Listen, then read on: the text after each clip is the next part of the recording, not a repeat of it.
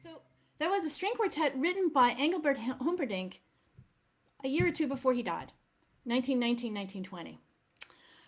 So I can't see who's here, but I'm going to start. Hello, and I hope everybody's well, and I hope everybody is finding a way to celebrate the holidays in a safe, but also, and the best word I have is a Dutch word, which is gezellig. I'll say it again, gezellig. Gezellig means comfy and cozy and sitting by the fire, or you can have a gezellig dinner. You can have a gezellig walk. It's a way you feel, and I hope that we all find a way to find that feeling somehow with people in this holiday season. So tonight we're doing.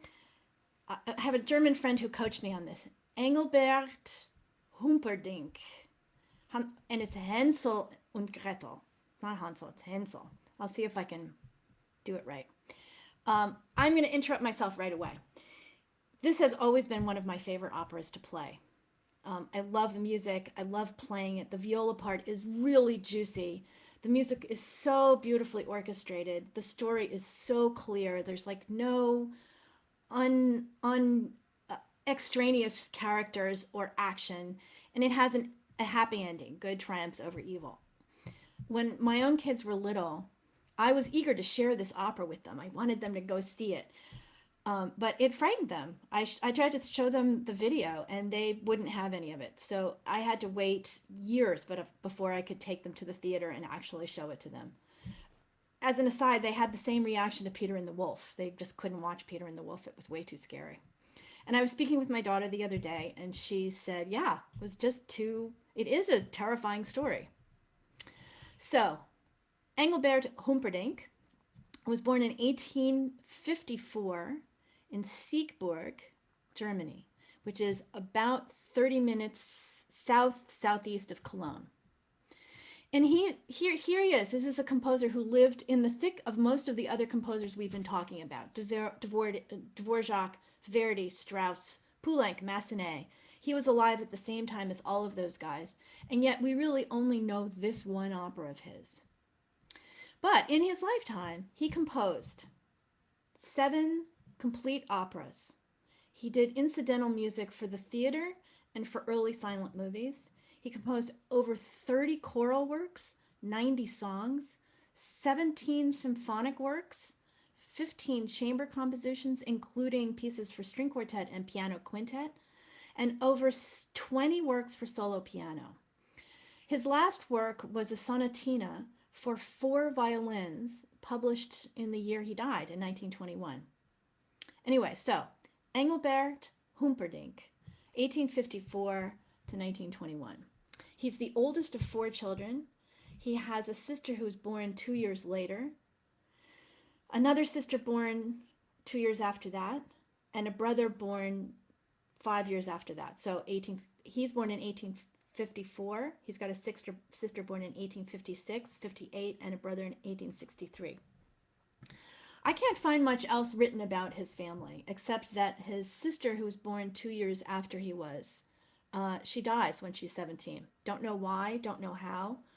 I don't know anything else about his family. I will say this, that the German Wikipedia and German sites that are not translated in English do have more about him. So in Germany, he's a bigger deal than here. So he starts piano lessons when he's really young, and he composes his first piece when he's 7.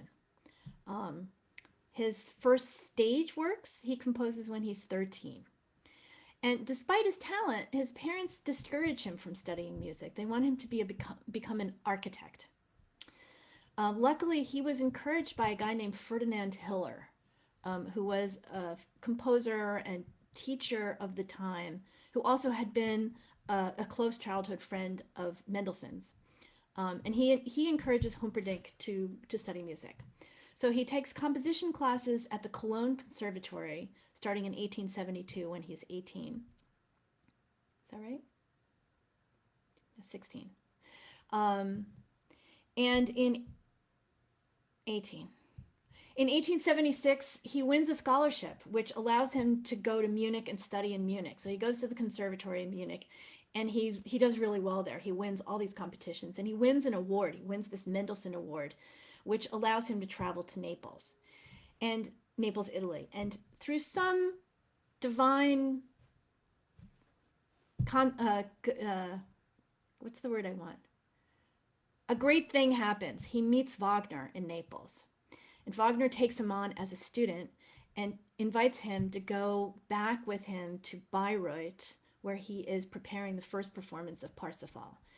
And Humperdinck is the assistant conductor, and he prepares the orchestra for Parsifal. And he learns a lot from Wagner about orchestration and how to put things in the pit and how to balance things. He also serves as Wagner's son, Siegfried's music tutor. So I'm going to show a picture of Humperdinck as a little older guy. So that's what he looks like a little later. He always had that really fancy mustache. Um, so for the next few years after that, Humperdinck travels. He goes to France, Italy, Spain, and he makes a good impression on people, and he's a good teacher. He teaches for 2 years at the conservatory in Barcelona, and when he returns to Germany, he's appointed professor at the Hochkonservatorium in Frankfurt. And in 1890, he becomes a professor of harmony at the vocal school of Julia Stockhausen, no relation to Karl Heinz. And during this time, he composes some works for chorus and a humoresque for small orchestra, which is still popular today in Germany. You can find this on YouTube. It wasn't memorable enough for me to play it here, but it's an interesting little piece, and it's a humoresque. It's actually funny. It's got some funny things in it. But his Humperdinck's reputation as a composer rests primarily on the opera Hänsel and Gretel. He started to work on it in 1890 at the request of his sister. His sister had 2 teenage daughters, and they were preparing a family entertainment for the holidays. And his sister had written 4 sort of songs. She had written the words for 4 songs, and she asked her brother to set them to music, and her daughters were going to do a puppet show. And it was from the story of Hänsel and Gretel, which is a Grimm fairy tale from the Brothers Grimm. And they had so much fun doing this, he and his sister. Her name is Adelheid Wette, that she writes a libretto, and she says, we should make a real piece out of this. So she writes an entire libretto, and the first version of this that he did was what's called the Singspiele, which I guess we would call all'italiana, which is when you have an opera and the singers just stand in front of the orchestra. And in this instance, it was still with piano. But he had 16 set pieces that he did with piano accompaniment, and there was dialogue that connected it. And it was really good. And so they decide that it should actually become an opera. So he spends the next 3 years orchestrating it. I want to take a little detour. The original story from the Brothers Grimm is pretty awful. It's a stepmother, and they are very, very poor. And the stepmother's solution to the fact that they don't have enough money is to send the kids out into the woods, hoping that they'll get eaten or killed or something. The stepmother just wants to get rid of the kids.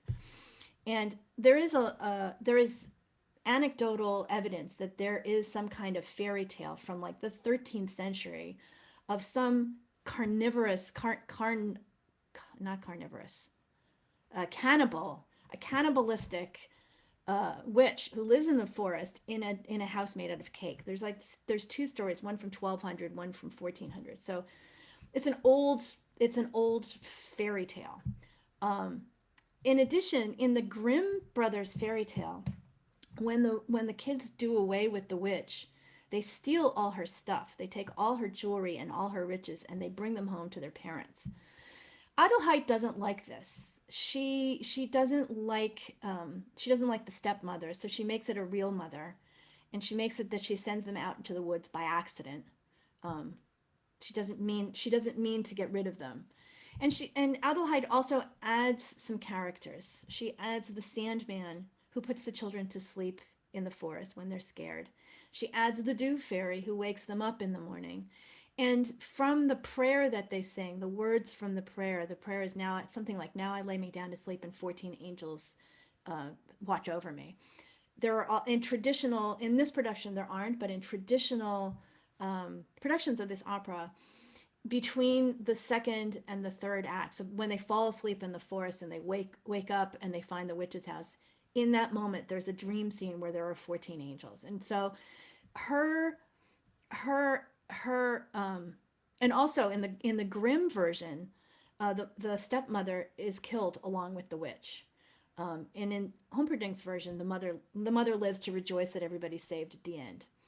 Um, Adelheid seems less interested in this conflict between good and evil, and she is more interested in showing that God or the divine will watch over us in our time of need, which I think it comes through very nicely in the opera generally. So in 1891, Humperdinck begins to work on the complete orchestration, and it takes him a while. The world premiere was in Weimar on the eve of Christmas Eve, so that's December 23rd in 1893, under the baton of Richard Strauss, who was one of the opera's earliest champions. He describes it as, and this is a quote, "a masterpiece of the highest quality. All of it original, new, and so authentically German." Strauss had a real thing about supporting German art. And so this was a good vehicle for him because it's very, very German. The opening performance was actually supposed to have been 9 days earlier, but the woman singing Gretel had gotten ill, and so they had to wait for her to get better. And by the time she was better, the woman singing Hänsel got sick. And so what happened on the opening night is that the original Gretel sang the Hänsel part, and there was someone else who sang Gretel. Also, the orchestra parts, the written out orchestra parts for the overture never arrived on time, and so they played the first performance without the overture. And the overture is like one of the best parts of the piece. Anyway, even with all those glitches, the piece was an immediate success. And what makes it so uh, original and engaging is that Humperdinck uh, combines folk music with Wagnerian orchestration techniques. So it makes it so that the public, who is not musically trained necessarily, can latch onto it right away because the music is so engaging. But also, Humperdinck's composer colleagues think it's great because it's so well written. It's really intricately put together. Uh, and he has the support of like all these other, besides Strauss, Mahler. Mahler brings the opera to Hamburg in 1894.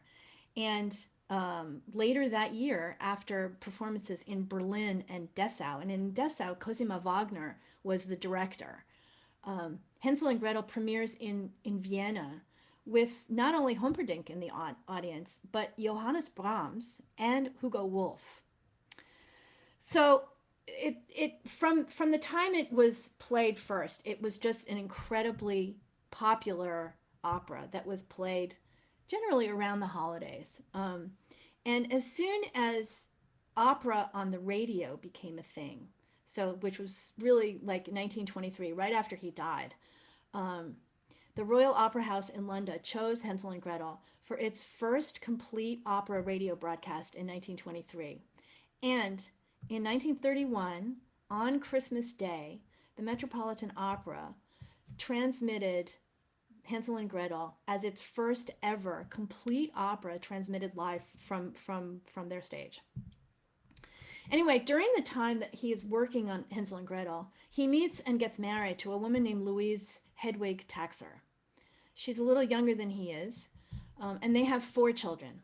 Wolfram, 1893, Edith, 1894, Irmgard, 1896, and Senta, 1901. So Wolfram is a Wagnerian name, and Senta is a Wagnerian name also from The Flying Dutchman.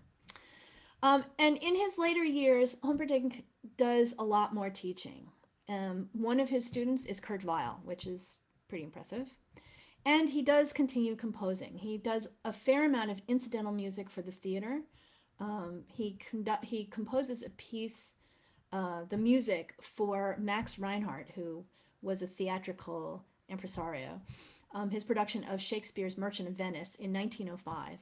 And he does music for one of the first full-color silent films called Das Wunder in 1912. That one you can look up on YouTube also, and it's actually kind of cool music. And as I was thinking about this today, I was thinking, had he maybe been born 50 years later, he might have had a fantastic career being a film score composer. Anyway, although I'm going to say something mean now, I'm reading what I wrote.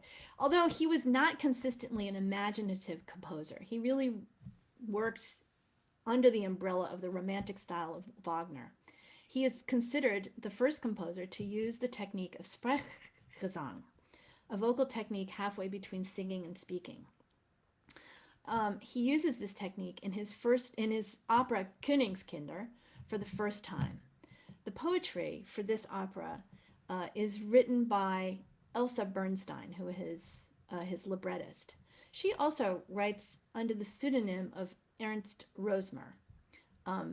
They give the world premiere of this opera, Königskinder, was given at the Metropolitan Opera in 1910, and the review says that Humperdinck is there, and so is the librettist Ernst Rosmer. They must not have seen her. But her poetry demanded this sort of half-speaking, half-singing technique. And after it was done, Humperdinck was not pleased with the way it turned out, and he made a straight opera version, which is still performed today. I'm going to take a little aside. Elsa Bernstein and her husband Max had one of the most prominent salons in Germany of the millennium. Everyone showed up. Listen to this list: Henrik Ibsen, Thomas Mann, Gustav Mahler, Richard Strauss and his librettist Hugo von Hofmannsthal, Rainer Maria Rilke, Bruno Walter, among others, and of course Engelbert Humperdinck. The opera Königskinder gave its world premiere at the Metropolitan Opera in 1910, and on December 28th. Humperdinck was in the audience. During that same week, Puccini's opera Fanciulla del West also gave its world premiere at the Metropolitan Opera. And interestingly, Fanciulla did not have such acclaim as Königskinder did, but it seems to have a longer and more lasting success. Königskinder was really only popular for those first 4 years. Nothing that he wrote in his life came close to the creative depth and success of Hänsel and Gretel. His later music was nice and maybe a little pedestrian. Here is a little piece that he wrote for his daughter Edith's confirmation, which would have been around 1908. And it's written for violin, so I've taken some of it down. I've transcribed it a little.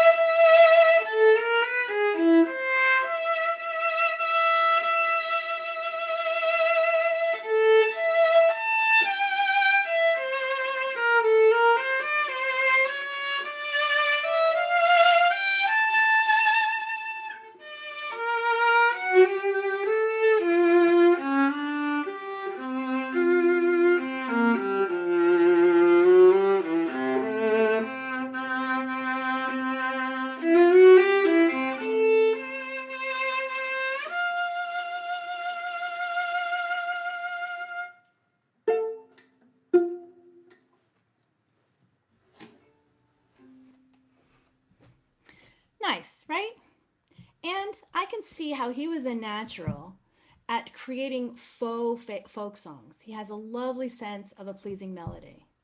But let me just remind you again what else was going on in 1908.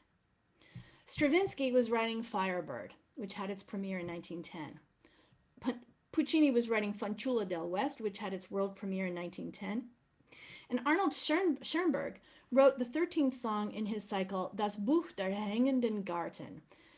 And the 13th song is called Du lehnest wider eine Silberweide. You lean against a silver willow. And what's interesting about that piece is that it's the first piece ever to be written without any reference to at all to a key. So it has no tonal center. And I will say, maybe I'm being a little harsh on Humperdinck, because he did write this for his daughter for her confirmation. So she would have been about 14. So maybe he wrote it for her. So it's soft. But I'm going to take a little aside, and this is a little gossip. Both Puccini and Schoenberg had serious and tragic marital issues in 1908. Puccini's wife, Elvira, accused him of sleeping with the chambermaid. His wife, Elvira, drove the girl from the house, threatening to kill her. And subsequently, the girl poisoned herself. The autopsy declared that she was a virgin, and Puccini's wife went to trial and was found guilty of persecution and calumny. But because Puccini had a good relationship with the judge, she was never sentenced. But Puccini paid a hefty settlement to the family. Also in 1908, Arnold Schoenberg's wife left him for a few months for a young painter, who also committed suicide after she returned to her marriage. But it was in her absence that he composed this work, the song with no reference to any key, the first ever. So what I'm implying is that Humperdinck's music is nice, but not memorable or groundbreaking, and no scandal included. And I listened to a bunch of his music, including the quartets and quintets that were written throughout. Some of them were early. The one that I played at the beginning was late. And also, they're very nice, but there's nothing that grabs you the way the music for Hänsel does. And as we've seen at the beginning of the new century, the classical concert-going music audience wanted avant-garde. And maybe this is why the music that he wrote wasn't no one paid attention to it. But I also have to say, you have to admire an artist who creates even one piece of work in his lifetime that is remembered throughout history as a masterpiece, the way Hänsel and Gretel is. It's just incredible that he had this talent inside him. In any case, he had a very solid academic career and was well respected by his colleagues and the public. In 1900, he was appointed as the director of the Akademische Musikschule in Berlin, and he was awarded an honorary doctorate from the University of Berlin in 1910. He continued to teach until just about the end of his life, despite a stroke in 1912, from which he lost the use of his left hand. His son Wolfram, who was also a musician, assisted him, writing music and teaching. I'm going to show you a picture of the older here. So this is, again, with the great mustache. This is how he looked later in his life. In 1914, he applies for a job in Australia, but considering it was just the outbreak of World War I, and he had signed something called the Manifesto of the 93, which declared support for the German military actions in early World War I, he didn't get the job in Sydney. And in 1921, Humperdinck attends the first performance of Karl Maria von Weber's Der Freischütz. His son Wolfram was the stage director. It was his first job as a stage director. And in the audience that night, Humperdinck suffered a massive heart attack and he died the next day. So the story. Oh, wait. I've got three things of trivia. In 1965, the British pop singer, whose name is Arnold George Dorsey, names himself after the composer, and he's still alive today. Here we go. That's Engelbert Humperdinck. And in 1977, a main belt asteroid, which is 9913 Humperdinck, is named after this composer. And final trivia, Engelbert Humperdinck would later be credited as the inspiration for the character of Prince Humperdinck in William Goldman's 1973 novel, The Princess Bride. Though some scholars argue that the fictitious prince was based on the singer, not the composer, but we'll never know. So the original story of the opera, The Brothers Grimm, it was published in 1813. And I said there are literary antecedents which point to a story from the 13th century about a carnivorous. No, I said it wrong last time too. Can't think of the word right now. Someone will help me. Cannibal. A cannibal, a cannibalistic witch. Thank you. Who has a house made out of cake? Just saying. So here are the characters in the opera.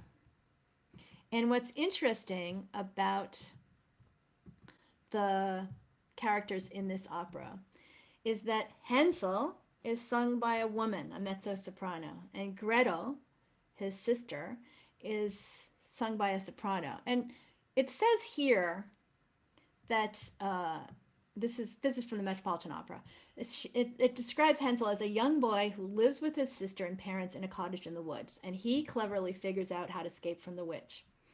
And Gretel is Hänsel's sister, and she follows Hänsel's advice. And what's interesting is that as the opera opens, Gretel is extremely bossy to Hänsel. She's just bossy to him. She's telling him what to do, and it really seems like Hänsel is the younger brother. But as soon as they leave the house and they get in the woods, suddenly the roles are reversed. Suddenly Hänsel has to be, the protector and the man, and he does. He figures out when they're trapped by the witch. He figures out how to get them safe. So the witch is sung by a mezzo-soprano or a tenor. And she's an evil old woman who lives deep in the forest, and she captures them, and she intends to bake them in her magic oven. And in this production, the witch is sung by Philip Langridge, fantastic British tenor. Also a really skinny guy, and they give him makeup like there was a movie with Eddie Murphy, Big Mama or something like that. They give him, it's fantastic. You'll and definitely make sure that you listen to the look through to the end and listen to the interviews at the end, because they show him getting in costume. So the mother is a soprano, the father is a baritone, and the Sandman is a soprano, and so is the Dew Fairy. And this is an opera for children, so there's not much to explain. And the orchestra, so this is not like a Mozart orchestra. This is a big orchestra.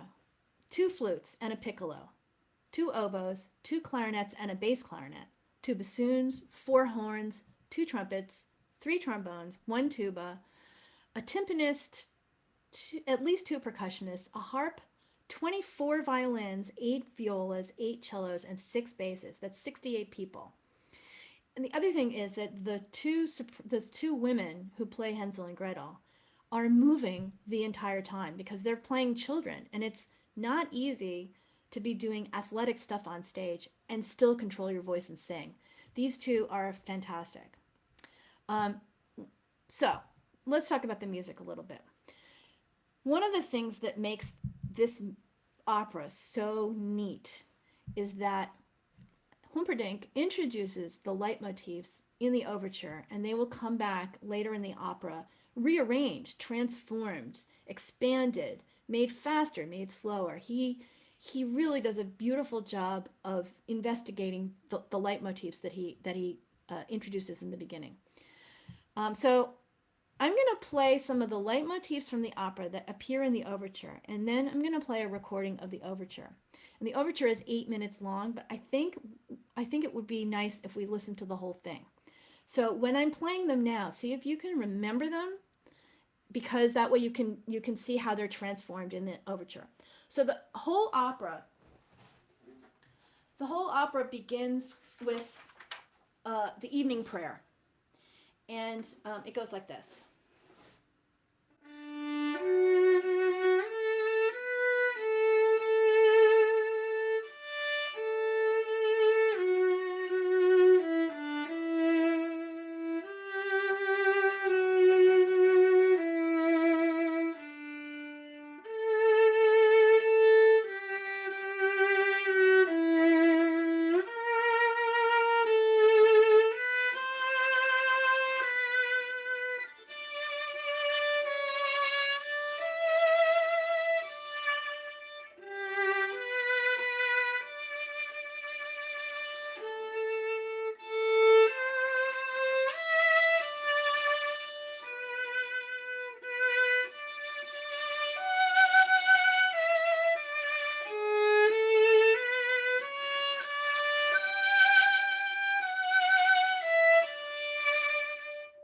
So I'm sure that's familiar to you, and it is so beautiful. He opens it with the horns, and the horns are typically associated in music with the woods because the horn is a hunting instrument.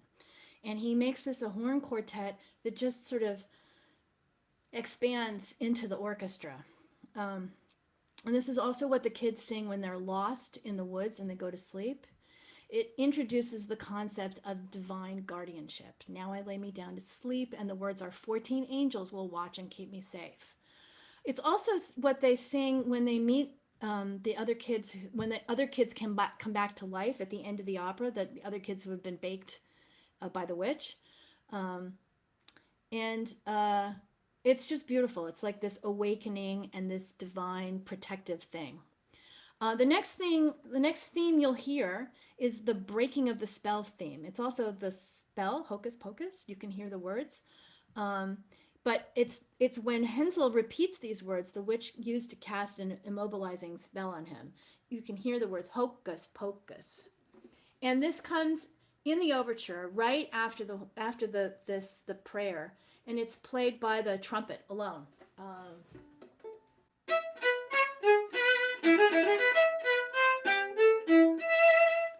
And then what comes right after this is this. The wind, the wind.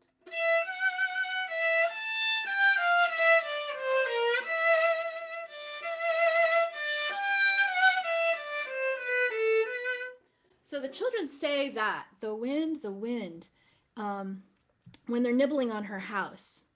And they hear her in the house, and they're so hungry and they want to keep eating that they sort of ignore it. They say, "Did you hear that?" Nah, it was the wind. It was the wind. Um, so, and the Hocus Pocus theme also comes back at the end when all the children are released at the end of the opera. Then there's the Dew Fairy theme. She wakes them up at the beginning of the second act. This is also known as the answered prayer theme because it also is what the children sing at the end of the opera when everybody's safe.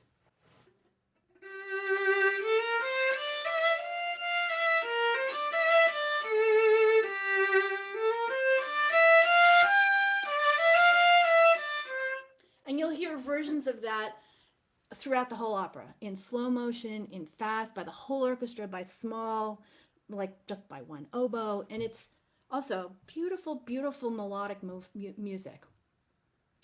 And you hear this also at the end of the third act when Hänsel explains to the other children how they were all saved.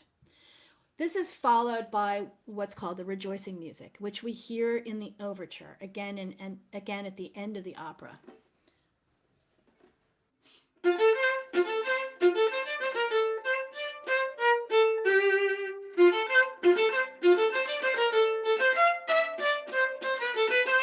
So you hear this, and it's very dance-like music. So now, before I tell you the synopsis, get yourself comfortable, and I'm going to play the whole the whole overture. It's 8 minutes. So try and remember the themes: the prayer theme, the hocus pocus theme, the wind, the lyrical melody of the dew fairy, and the rejoicing theme. Um, and we're just going to listen to it. Okay, here we go. Ready? 8 minutes.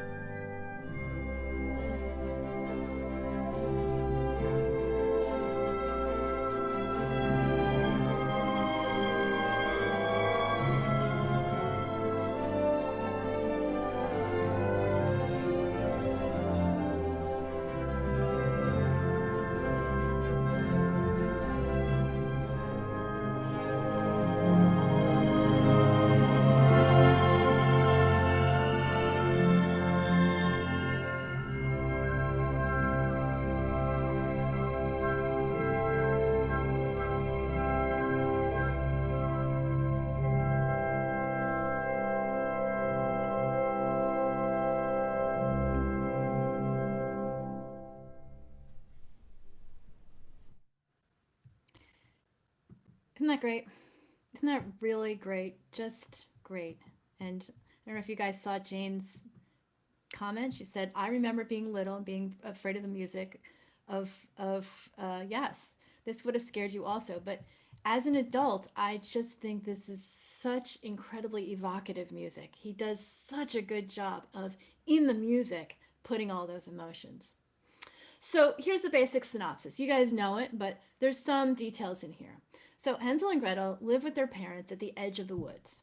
When the curtain opens at the beginning of the opera, Hänsel and Gretel are sitting at the table, bored, and singing a song. And they're singing a song which is an actual folk song. It's an actual folk song from, I don't know, it's a German folk song. And it's Susie, Little Susie, something about not having shoes. It goes like this.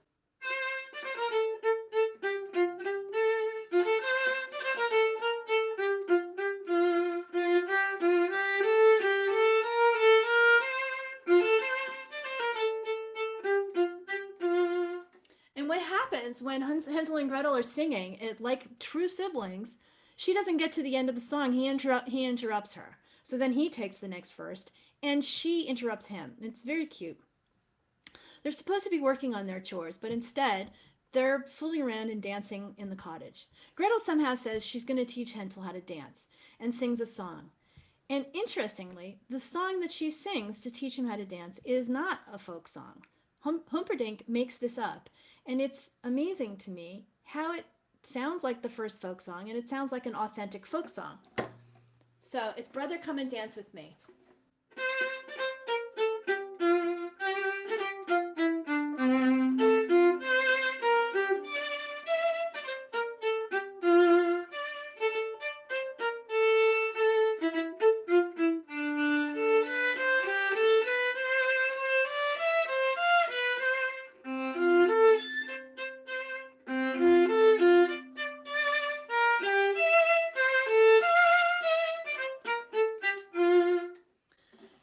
That up. He just totally made that up. It's not a folk song at all, but it sounds like a folk song. So Mother walks in, and she is irritated by their laziness, and she accidentally knocks over a jug of milk. I wonder, was she? I don't know. I can't see it, but in other productions, she actually is trying to hit them. Frustrated, she's flummoxed. She sends them outside to pick berries. She's like, just go outside. Father, a broom seller, comes home drunk. He says he's sold a lot of brooms and has a lot of food, and he can't believe that Mother has sent them out into the woods alone. He tells them a story of the witch that lives in the woods and lures children with candy and then traps them. So Father sings this, and it's really scary. He's like, he's a broom seller, so he does this whole thing where he's riding a broom like a witch. Eine Hex steinalt haust hier im Wald, vom Teufel selber hat sie Gewalt.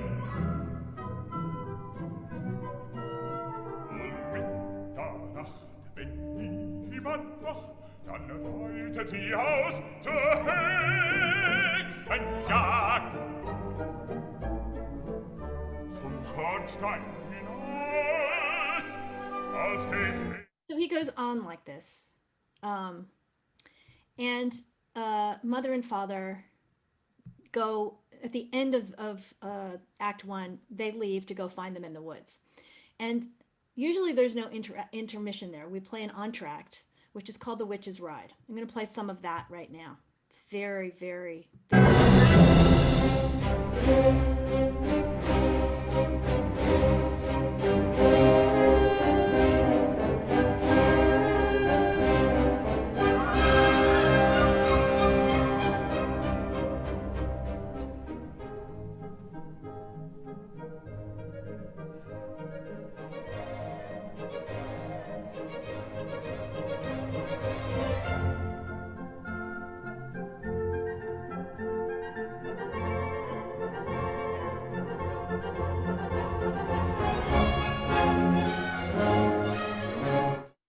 You can hear how it's getting faster, and there's more instruments playing, and it's getting more and more stressful. I'm gonna scoot ahead a little bit.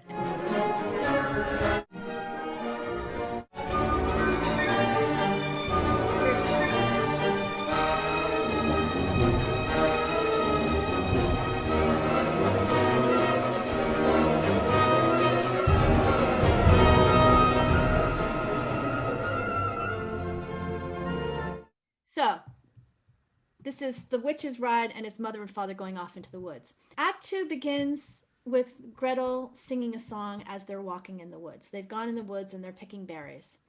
And this is not a folk song. It's actually a popular song from the day, written by a guy named August, I'm going to murder this name, Heinrich Hoffmann von Fallersleben. And he writes this song in 1843. And as an aside, Fallersleben is the guy who set words to Haydn's String Quartet, Opus 76, number 3, the Emperor Quartet, the second movement, which is da da da da dee da da da Deutschland, Deutschland über. He's the guy who wrote those words. He was also a pretty famous writer of children's song, but this was a very popular song of the day. And here it goes.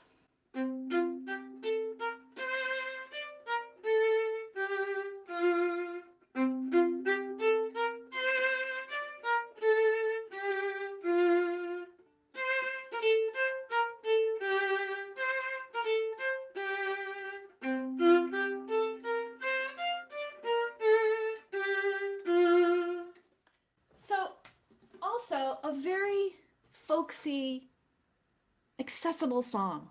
Just great. So here they are in the woods again, fooling around. Hansel impulsively eats all the berries and it starts getting dark and they're getting hungry. And Humperdinck really puts fear in the music, the fear that the children have of the forest animals and the shadows. And they hear a cuckoo, they hear echoes in the woods and they're scared. And the orchestra plays this as they're getting tired, and the mood of it is just set without too many words. It's so fantastic. It's like great. So the children say their prayers, they sing the prayer song, and the Sandman puts them to sleep. And this is so beautiful. This should be,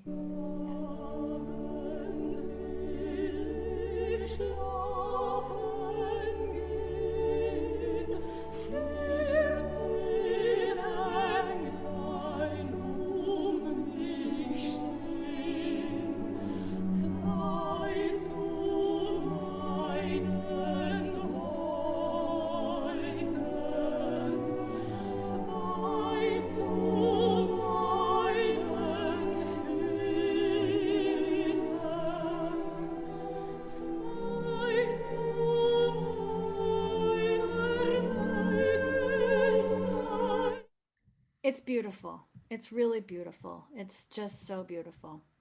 And in the traditional production at the beginning of Act 3, when they are still asleep, you see 14 angels.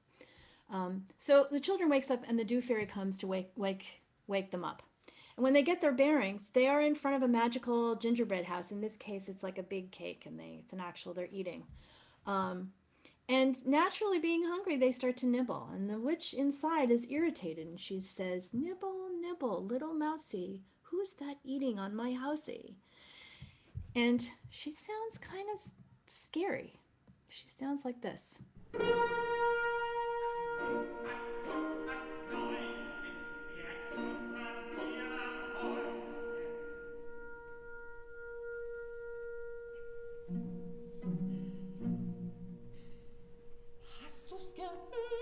Do you hear it?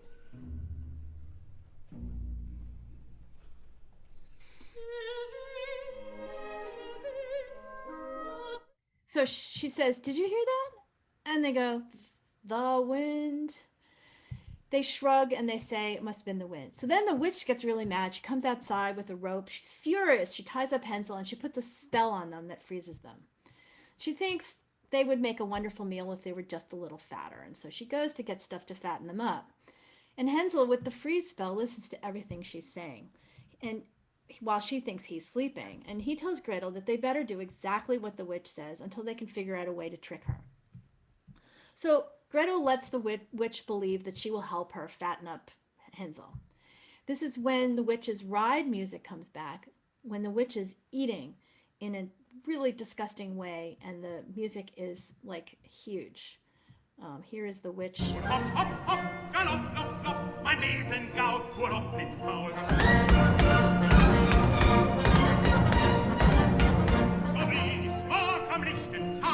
kreuz und quer ums Häuschen her. Bei dunkler Nacht, wenn niemand wacht, zum Hexenschmaus am Schornstein raus. And what you hear there is her hitting a spoon on the food, and there's like food all over the place, and it's really disgusting. So, and this is the part we know. The witch asks Gretel to check the oven to see if the gingerbread is done, and Gretel plays dumb. She says, what do you mean? I don't know how to do that. What am I supposed to do? The witch comes over in a huff to show Gretel how to open the oven and look. And at that moment, oh, wait a second, I forgot to tell you. Gretel grabs the wand. She grabs the wand, and when the witch isn't looking, she repeats the spell to free Hänsel. But he still pretends that he can't move, so that way he can suddenly jump. And so they push her in the oven, and there's a huge explosion. And the music at this point, to me, sounds like from Rosenkavalier. It sounds like a waltz from Rosenkavalier. This is the music that is immediately when they're free.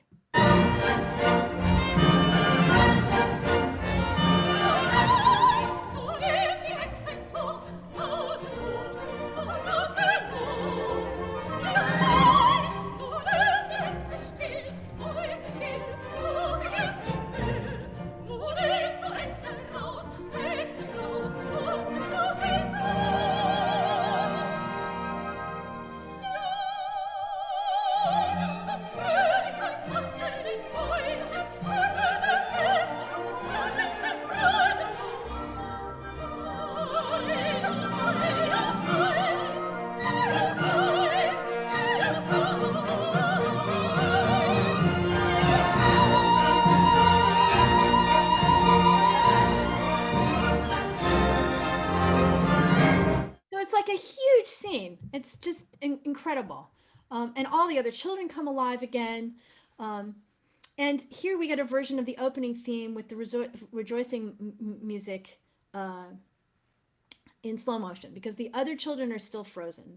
They're come alive, but they can't move. And they ask Hansel and Gretel to touch them in order to release them. And so we hear the prayer music as they touch them, and it gets more thickly orchestrated, and they all start moving, and they're all celebrating. So the opera ends with Hansel and Gretel's parents finding them, all the other children, and most of the music from the entire opera is woven together with the rejoicing theme. So we're going to play, this is the end of the opera. We're not going to play the whole thing, just a bit of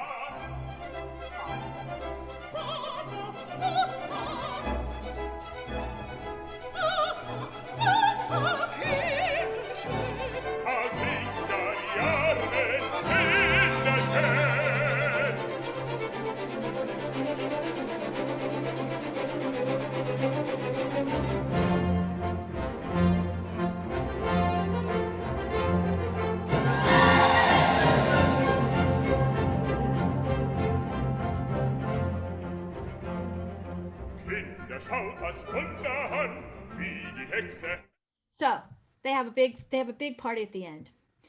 The cast in this production is fantastic. Alice Coote as Hänsel, Christine Schaefer as Gretel, Philip Landgridge as the witch. I told you he's a skinny guy, and the costume and makeup are fantastic.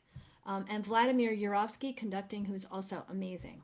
The sets and costumes are by John McFarlane, who is an artist. He's got a gallery. He also there's a thing on YouTube I think you can see, but he makes beautiful art, and some of it is disturbing, but the story is disturbing.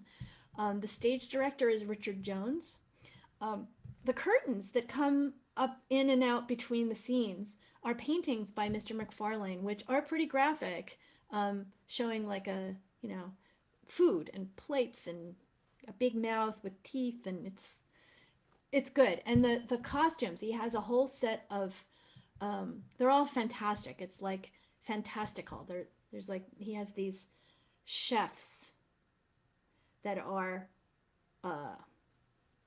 you'll have to see it, that they're misshapen, but it's great.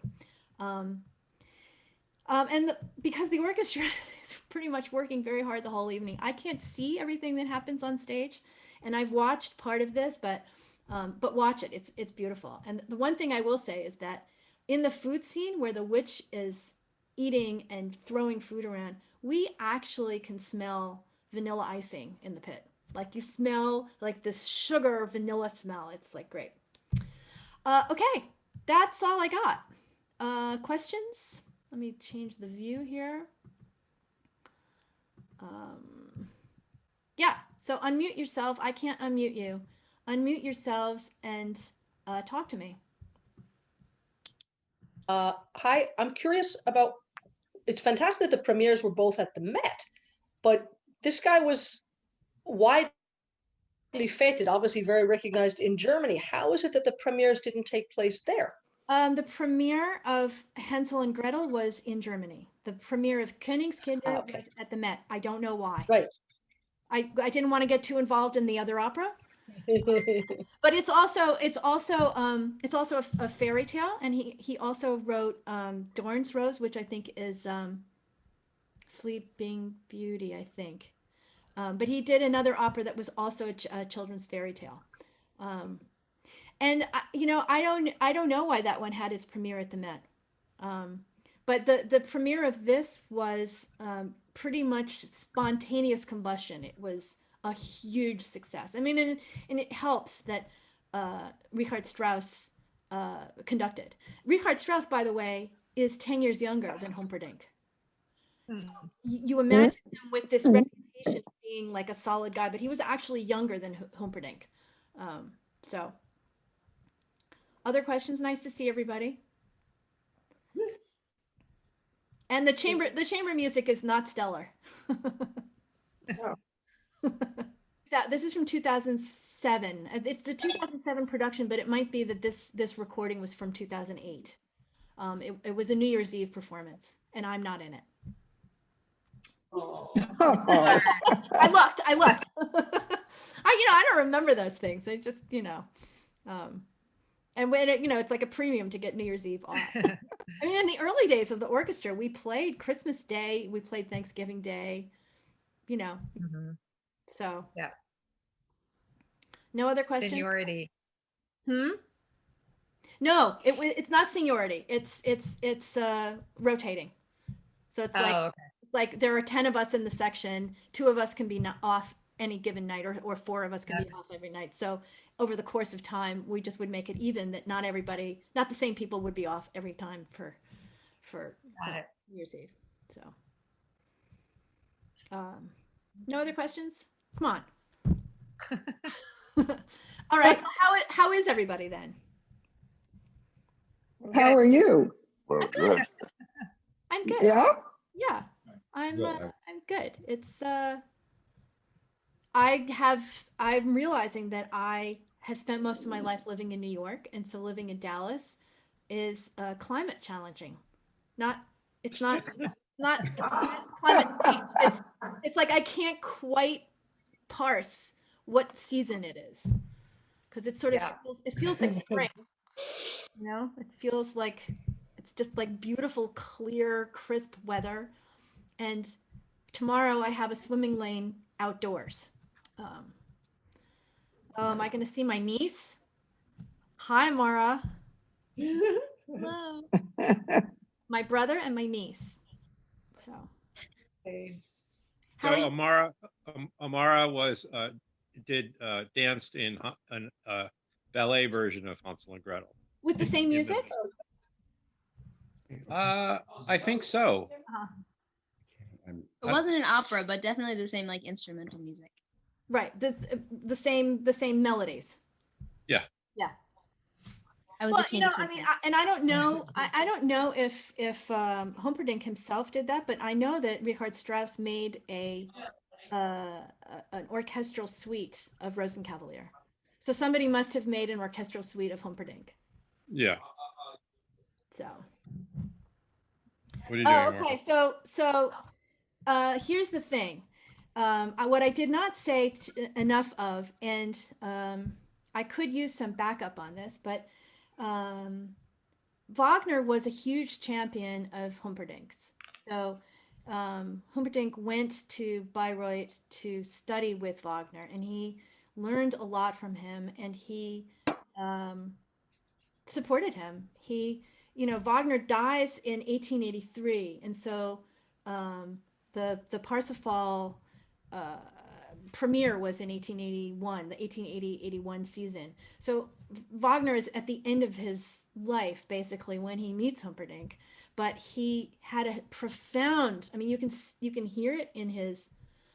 He did, yes, he did. So Humperdinck wrote out the orchestra. I don't know if he did the orchestrations, but he wrote them out for Parsifal. He was really a huge assistant for Wagner at when he was doing Parsifal, and he is okay. Yes, so I'm being coached here. Yeah. So Wagner told him what to do, and he wrote out the parts. He did the orchestration. He wrote out the whole orchestration for Parsifal. And I think in the process of doing that, he absorbed a lot of the way Wagner wrote music. And you can hear it in Hansel and Gretel. And I start thinking that, yes. I also hear Strauss in this piece, though. I really like, in that waltz, I hear some Strauss, and maybe it was too early for Humperdinck to have taken it in from Strauss. But in the way that the piece is orchestrated, you hear Wagner, but also in the way that a theme is assigned to a person or a mood, and then that theme is developed and played inside another theme when two people are together doing stuff. And I was wondering that Hänsel and Gretel, this opera is so good because his experience was with Wagner was still so close. And then as he gets further and further away from having worked with Wagner, his ability and the way he wrote things was just not as good. I don't know, because his music did not get more deep as he got older. Because Hänsel and Gretel is incredibly intricate and very, it's so clever. It's like you can hear like how he transforms the witch's theme when the children are dancing at the end, like that they have conquered her, that she is like, it's over, none of this scary stuff anymore. This music is like, thank you, Roddy. Yeah, so Wagner had a huge impact on him.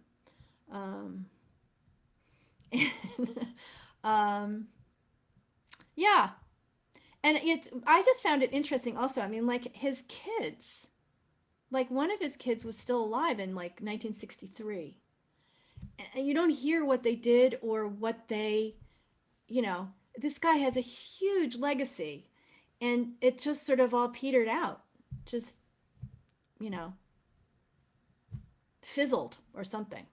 So in a way, it reminds you of if you ever look at the list of who were the Nobel Prize winners for literature, half of them are people who we still think are amazing, and half of them are people who are thinking, what were they thinking?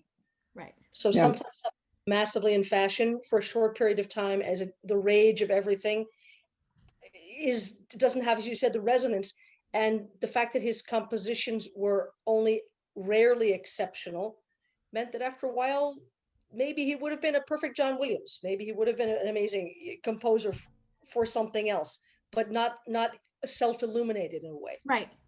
So when he was like, Hänsel and Gretel was at the behest of his sister. His sister was like, I got this idea, my kids are going to do this thing, and I've written, and his sister wrote beautiful words, and the way, I mean, the words have like rhythm with the music. It's no, that's why I thought maybe he would have been an amazing film score composer, not to put them down. And I think John Williams had more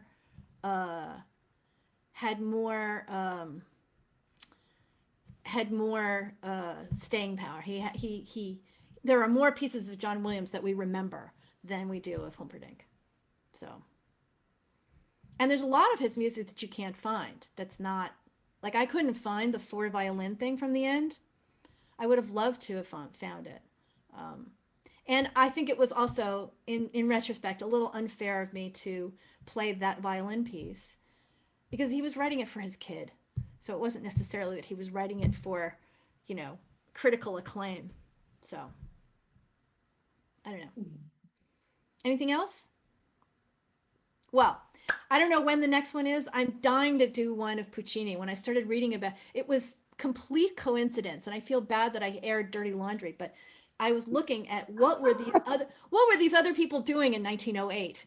And when you look at Puccini in 1908, you get this story about his wife. And it's like,